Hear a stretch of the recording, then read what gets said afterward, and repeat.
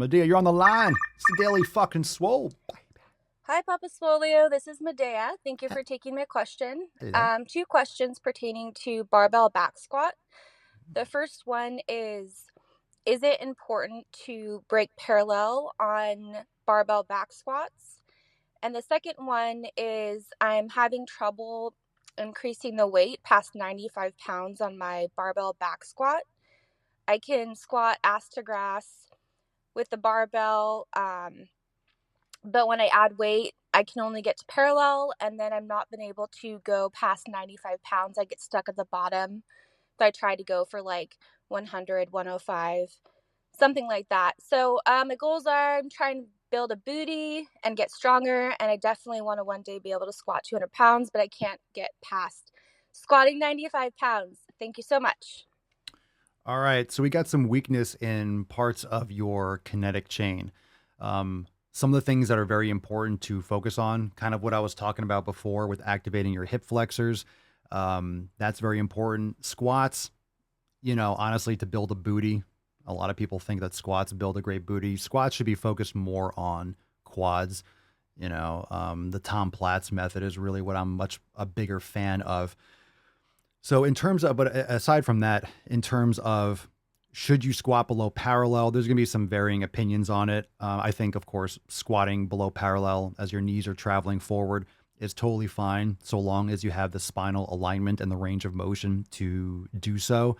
A lot of times people drop below parallel and then bounce out of the bottom. You want to make sure you're still controlling the weight all the way down. I would recommend working on some of those sticking points, probably doing things like box squats and doing pause squats would be a benefit to you, but also practicing some other movements like Nordic curls and also activating your hip flexors, because when you have stronger hip flexors, you're able to create more force through the glutes. When you have strong muscles on all sides of the joint, you're going to be able to provide more power through that.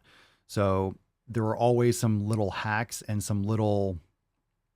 you kind of have to play around with some of these isolation exercises like standing leg curls. Again, standing leg curls or training your hamstrings from a shortened position, doing kind of like hip extended leg curls with a monkey foot or an ankle weight is great.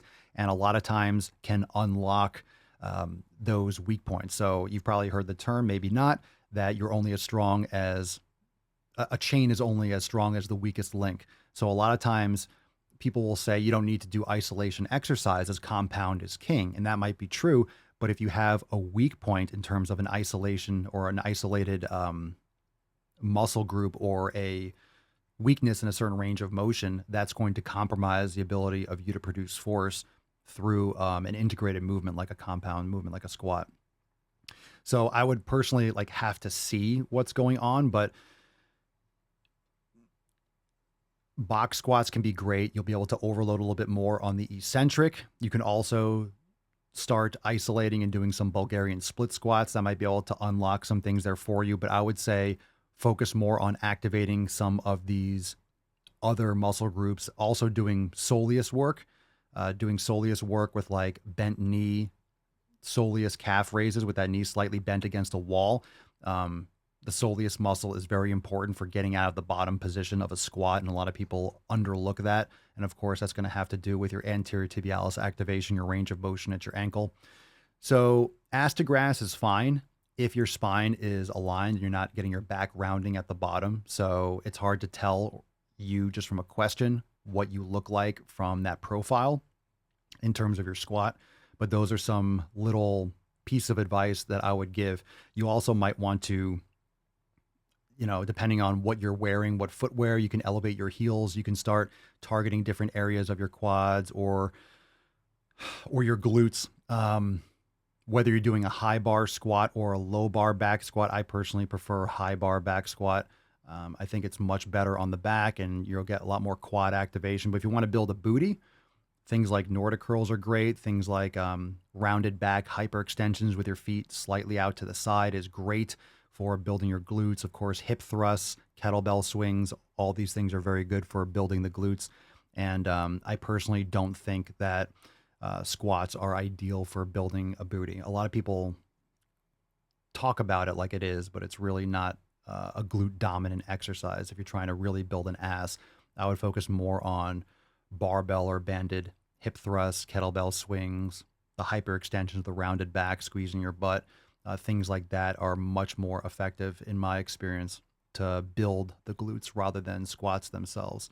Very important exercise, but I would focus more on the quads in terms of when you're doing squats. Just some thoughts there. Thank you so much for the question. Very good question and very well spoken. It's so nice to hear a clear, concise question on the call. Sometimes we just get some like mumbling and it's hard to tell. Excellent. You know what you could also do? Here's another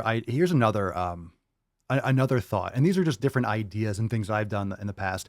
So you know how when you're doing a negative, the benefit of doing a negative is that you're overloading the same muscles that work concentrically, but you're working the stronger aspect of the motion. So when the muscle is lengthening under stress and producing a contraction while it's lengthening, it's stronger than when it's doing it concentrically or isometrically. Now, another way to overload neurologically is to do a partial range squat. So Medea's talking about going ass to grass. What you can do, and this is a way to overload the muscles through their strongest range of motion. So, but in terms of like the top portion of a squat. So instead, let's say she can't do 95 all the way down. Okay, she's getting through a sticking point. What you can do is train the strongest part of the contraction. So let's say she loads up, just theoretically, I'm not telling you to do this weight, but let's say she can't do 200 pounds, but she wants to do 200 pounds. So let's say she's only doing 95 pounds, say it's 100, just for conversation's sake. You put on 150. She can't do a full rep 150, but she sets the supports maybe like a quarter or a third of the way down, and she does partial range with 150. So no, it's not a full range of motion, but what she's doing is she's overloading the same muscles, but she's overloading the strongest range of motion, the strongest aspect. So it's a great way it's like doing a bench, but overloading and putting the supports really high. So you're only doing a couple inches. Even though you're not doing the full range, you're still using the same muscles that are going to be, and you're neurologically, it will increase your body's motor unit recruitment. So rather than like just only rep through the weakest range, you overload the strongest range of motion. You're able to put more weight on the bar, but you are also neurologically stimulating your body to increase motor unit recruitment. So that could be a way to kind of backdoor it a little bit. And then you'll find you'll actually get a little bit more of a boost when you are getting out of the hole too. That's a good option. Again, it's really hard to say that just from what you're saying. If I see your form and I'm there training with them, like, oh, I can probably give you some pointers and some ideas. Maybe your knees are collapsing a little bit. Maybe you need a little bit more gluteus minimus. We have that in the latest Swole class, the one where I'm in the grass training.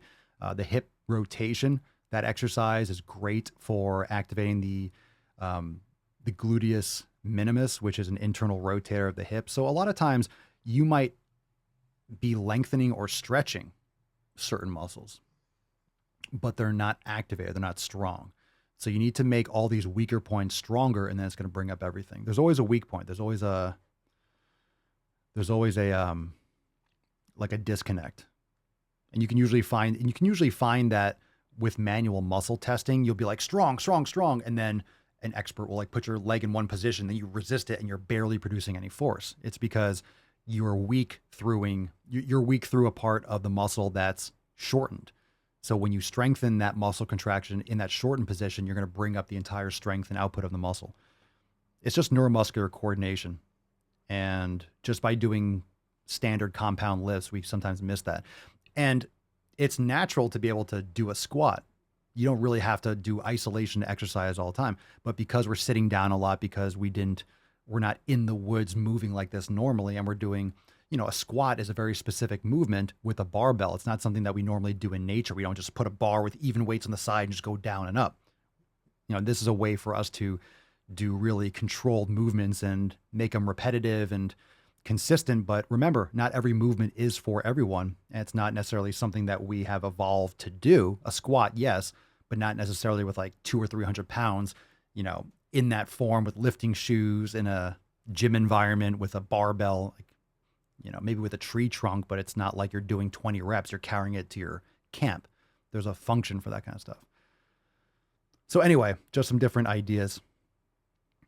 So it's important to fill in these gaps from maybe when you were less mobile. And mobility doesn't mean, and having that flexibility doesn't mean that you have mobility. And what I mean by that is just because you can get into a squat, like you said, without weight, that doesn't mean that you're going to be strong there. So it's very important to gain the strength of the full range of motion. Also, I forgot to mention Jefferson curls. Jefferson curls, reverse sled pulls, very important, or step downs. Those are excellent anterior tibialis activation. Nordic curls, hip flexor activation, kettlebell swings, rounded back, glute back extensions. I say back extension because on the 45, but glute extensions, all good ideas. That was long-winded, but it was a very detailed question. I'm just trying to give you as much information as possible.